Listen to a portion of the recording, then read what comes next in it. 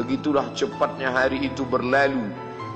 Hari berubah menjadi pekan, pekan menjadi bulan, bulan menjadi tahun, tahun menjadi windu, windu berubah menjadi abad. Yang mati hilang, yang dulu hidup kaya, hari ini hanya tinggal kenangan saja. Kemana mereka dulu yang hebat-hebat, bangsawan, para penguasa? Semuanya mati ditelan zaman. Yang tinggal hanya apakah dia orang paling baik, dicatat dengan tinta emas, atau dia orang paling jahat, dihujat, dicaci dan dimaki. Harimau mati meninggalkan belang, gajah mati meninggalkan gading, manusia mati meninggalkan nama, nama yang baik atau nama yang buruk. Wa tilkal ayyamu nudawiluha bainan nas. Demikianlah hari demi hari kami pergantikan di antara manusia. Untuk apa hari ini dirubah Allah Ta'ala? Mengapa hari ini datang silih berganti dan kita ada di dalam zaman itu? Liya'lamallahu alladhina amanu. Allah ingin menguji siapa yang imannya tetap istiqamah, siapa yang masih tetap beriman sampai hari ini. Khatib mengucapkan alhamdulillah, nikmat yang paling besar adalah nikmat istiqamah dalam iman dan Islam. Berapa banyak ketika hari berubah, yang dulunya dia adalah orang baik-baik, hari ini berubah menjadi tidak baik. Yusbihu mu'minan, pada waktu pagi dia beriman, wa yumsi kafiran, petang hari dia berubah menjadi kafir. Maka kita selalu meminta, ya muqallibal qulub, wahai engkau yang membolak-balikkan hati, tsabbit qulubana, kokohkan hati kami, ala dinik, dalam agamamu, wa ala ta'atik, dalam ketaatan kepadamu. Berapa banyak yang dulu susah melarat, miskin, untuk sesuap nasi pun sulit, tapi begitu dilapangkan Allah rezekinya, tidak menjadi hamba yang bersyukur. Dia lalai, dia sangka itu karena jerih payahnya, dia kufur nikmat Allah Subhanahu wa ta'ala. Tapi siang hari ini, alhamdulillah, ada hamba yang disehatkan Allah, dia tetap bersyukur. Ada hamba yang ditingkatkan Allah rezekinya, dia tetap bersyukur. Ada hamba yang dinaikkan Allah kuasanya, dia tetap bersyukur. La in syakartum, kalau kamu syukuri nikmat itu, la azidannakum, pasti akan kutambah. Wala in kafartum, tapi ingat, kalau kamu kufur, kamu ingkar, inna azabi lasyadid, azabku amat sangat hebat, amat sangat dahsyat, amat sangat mengerikan. Berapa banyak orang di masa lalu mati dalam azab Allah Subhanahu wa ta'ala. Tapi itulah manusia, diambil dari kata nasya, lupa. Dia tidak pernah ingat apa yang pernah ditimpakan Allah kepada kaum-kaum sebelumnya. Wa ila samud akhahum salihah, kepada kaum Samud diutus Nabi Saleh. Mana mereka sekarang? Punah, musnah, tidak ada lagi di atas muka bumi Allah. Wa ila Madyana akhahum Syu'aibah, kepada kaum Madian diutus Nabi Syu'aib. Mana mereka sekarang? Punah, musnah, tidak ada jejaknya di atas muka bumi. Wa ila Adin akhahum Huda, kepada kaum Ad diutus Nabi Hud. Tidak satu pun ada di atas muka bumi. Tapi orang tetap juga angkuh dan sombong. Memang itulah manusia yang berada di atas muka bumi Allah Subhanahu wa ta'ala. Maka orang-orang yang baik tidak pernah berhenti mengajak kepada kebaikan. Umat ini dikatakan baik bukan karena banyak ibadahnya.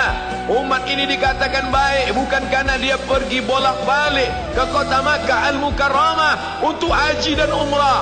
Allah puji umat ini, kuntum khaira ummah, kalian umat terbaik. Kapan? Bila umat ini disebut umat terbaik?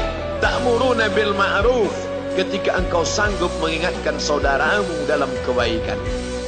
Pagi ingatkan tentang siang, siang ingatkan tentang petang, petang ingatkan tentang malam, malam ingatkan bahwa esok pagi kita tetap berbuat baik.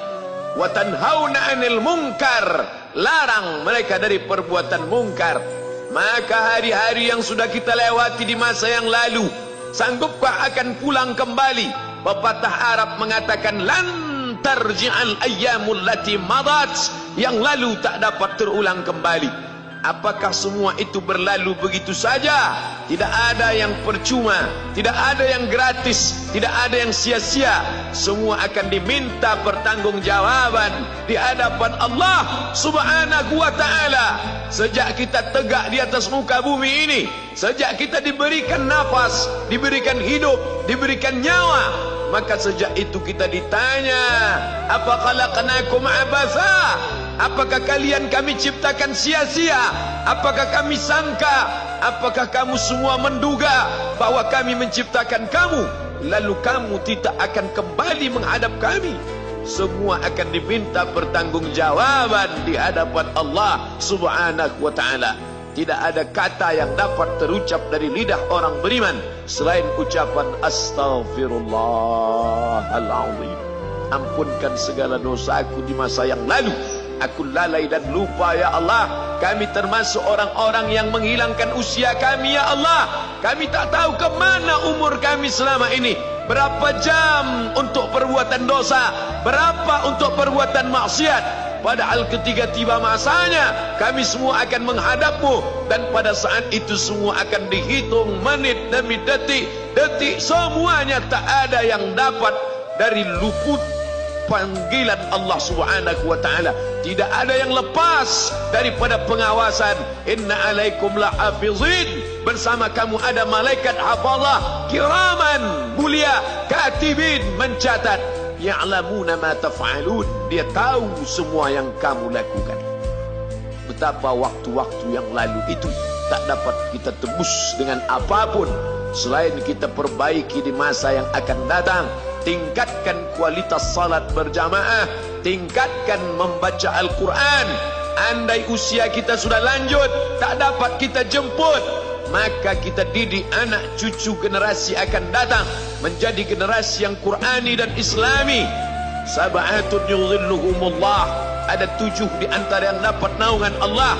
Yauma la dhilla illa dhilluh, hari itu tidak ada naungan kecuali naungan Allah Subhanahu wa ta'ala. Di antara yang mendapat naungan itu adalah syabun, anak muda, nasya'at fi ibadatillah, anak muda yang tumbuh beribadah kepada Allah Subhanahu wa ta'ala. Andai masa muda kita penuh dosa, andai masa muda kita penuh narkoba, andai masa muda kita penuh zina, wal iyadzubillah wa na'udzubillah, jangan sangka Allah tutup pintu taubat. Innallaha la yaghfiru ayyushraka bihi. Allah tak terima taubat orang yang mempersekutukannya. Wa yaghfiru ma duna dzalika liman yasha. Tapi taubat selain itu diterima, dibukakan Allah Ta'ala. Mari perbaiki anak menantu, cucu, kawan, sahabat, andai talat, ajak ke jalan Allah Subhanahu wa ta'ala. Itulah salah satu memperbaiki yang masa lalu, kita perbaiki di masa yang akan datang. Di antara tujuan Allah mengapa dia buat kita masih hidup di akhir tahun ini, liya'lamallahu allazina amanu. Allah menguji siapa yang masih tetap dalam istiqamah iman dan Islam. Tujuan kedua, mengapa Allah buat kita hidup sampai hari ini? Wa yattakhidha minkum syuhada. Wa yattakhidha minkum syuhada. Allah ingin melihat siapa di antara kita ini yang layak untuk menjadi syuhada. Iskariman, hidup mulia, au mutsyahidan, atau mati syahid. Pilihan orang Islam tidak banyak. Kalau hidup, hidup mulia. Kalau mati, mati syahid. Jangan hidup hina, mati terlunta-lunta, tidak diterima Allah Subhanahu wa ta'ala. Hidup mulia atau mati syahid dipersaksikan oleh para malaikat.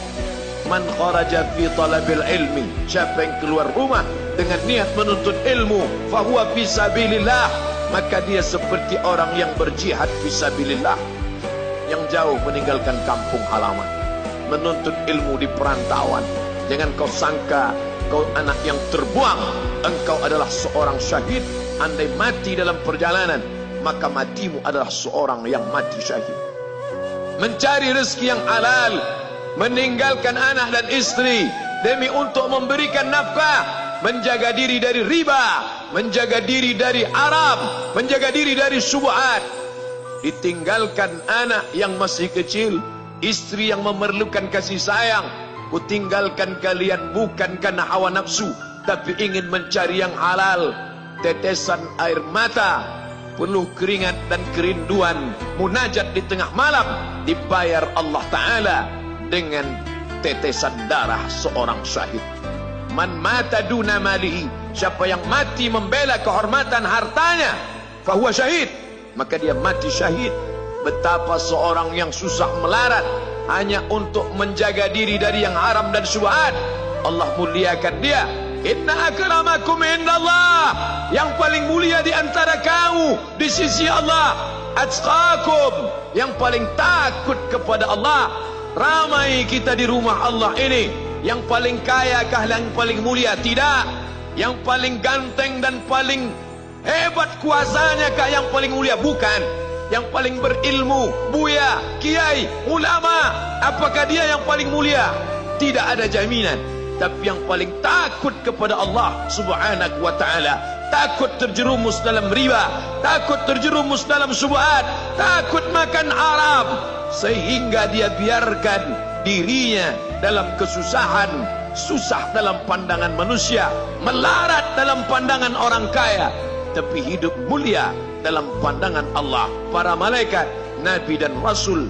Hari ini orang itu dikatakan bodoh, hari ini dia dikatakan goblok, hari ini dia dikatakan kamu tolol sekali. Mengapa tidak kamu pakai kekuasaanmu? Mengapa tidak kamu pakai kesempatan? Hidup hanya sekali, pakailah sesuka hati. Tapi dia takut kepada Allah Subhanahu wa ta'ala. Pagi dan petang dia katakan, Allahumma ajirna minan nar, Allahumma ajirna minan nar, Allahumma ajirna minan nar. Selamatkan kami, aku, istriku, anakku, keluargaku dari api neraka ya Allah.